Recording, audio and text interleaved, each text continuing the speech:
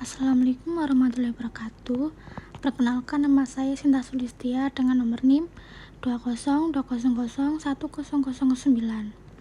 Di sini saya akan mempresentasikan hasil pembahasan tentang isi UU Cipta Kerja untuk memenuhi tugas UAS Manajemen SDM USK.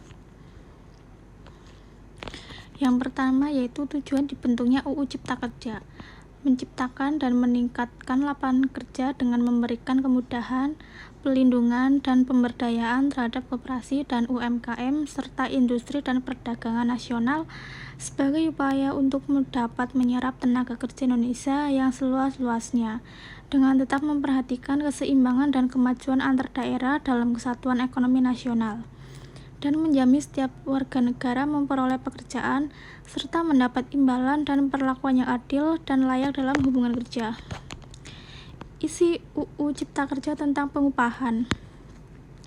Menurut pasal 185 UU Cipta Kerja, pengusaha yang membayarkan upah kerja di bawah upah minimum dikenai sanksi pidana penjara paling singkat 1 tahun dan paling lama 4 tahun dan atau pidana denda paling sedikit 100 juta dan paling banyak 400 juta.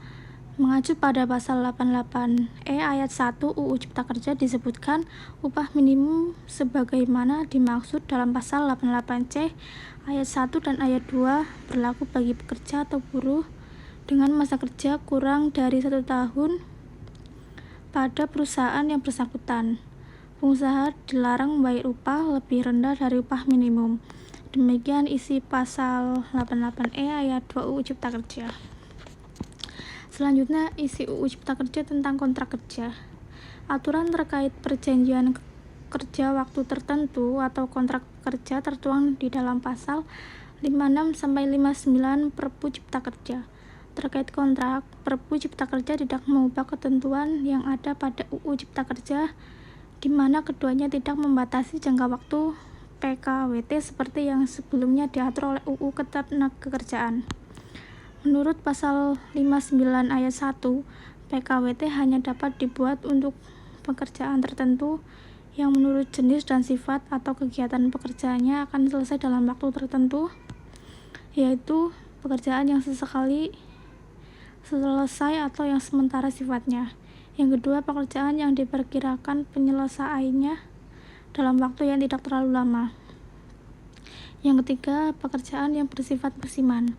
Yang keempat, pekerjaan yang berhubungan dengan produk baru, kegiatan baru, atau produk tambahan yang masih dalam percobaan atau penjajakan. Yang kelima, pekerjaan yang jenis dan sifatnya atau kegiatannya bersifat tidak tetap. Selanjutnya, isi UU Cipta Kerja tentang hak cuti dan libur. Berikut bunyi pasal 79 ayat 2. Waktu istirahat sebagaimana dimaksud pada ayat 1 huruf A wajib diberikan kepada pekerja atau buruh paling sedikit meliputi: yang pertama, istirahat antara jam kerja paling sedikit setengah jam setelah bekerja selama 4 jam terus menerus, dan waktu istirahat tersebut tidak termasuk jam kerja, dan istirahat mingguan 1 hari untuk 6 hari kerja dalam 1 minggu. Sedangkan cuti yang wajib diberikan adalah cuti tahunan yang paling sedikit 12 hari kerja setelah buruh yang bersangkutan bekerja selama 12 bulan secara terus-menerus. Isi UU Cipta Kerja tentang pesangon.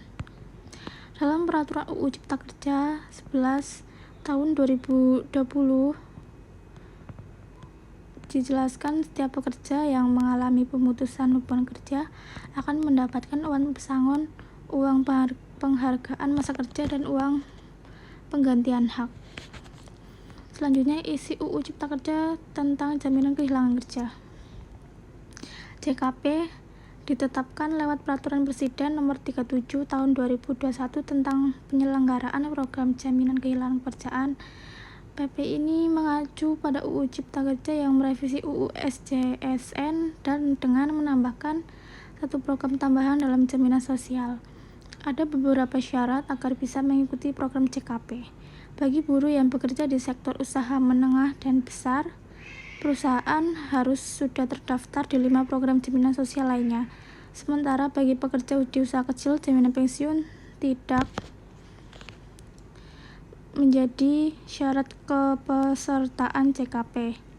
Iuran JKP wajib dibayarkan dengan porsi 0,46% dari upah per bulan. Pemerintah juga wajib berkontribusi dengan membayarkan sebesar 0,22% dari total upah setiap bulannya.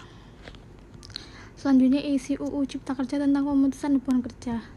Pasal 81 nomor 37 perubahan pasal 151. Yang pertama, pengusaha, pekerja buruh, serikat pekerja atau serikat buruh, dan pemerintah harus mengupayakan agar tidak terjadi pemutusan hubungan kerja. Yang kedua, dalam hal pemutusan hubungan kerja tidak dapat dihindari, maksud dan alasan pemutusan hubungan kerja diberitahukan oleh pengusaha kepada buruh atau pekerja dan atau serikat pekerja atau serikat buruh. Yang ketiga, dalam hal pekerja atau buruh telah diberitahu dan menolak pemutusan hubungan kerja, penyelesaian pemutusan hubungan kerja wajib dilakukan melalui perundingan bipartit antar pengusaha dengan pekerja atau buruh dan atau serikat pekerja atau serikat buruh. Aturan yang merugikan bagi pekerja. Yang pertama, sistem kontrak kerja. Dalam UU Cipta Kerja, perjanjian kerja waktu tertentu tidak dibatasi periode dan batas waktu kontrak. Yang kedua, waktu kerja eksploitatif. Dalam UU Cipta Kerja, batasan maksimal jam lembur dari 3 jam dalam sehari dan 14 jam dalam sepekan menjadi 4 jam dalam sehari dan 18 jam dalam seminggu. Yang ketiga, berkurangnya hak cuti dan istirahat.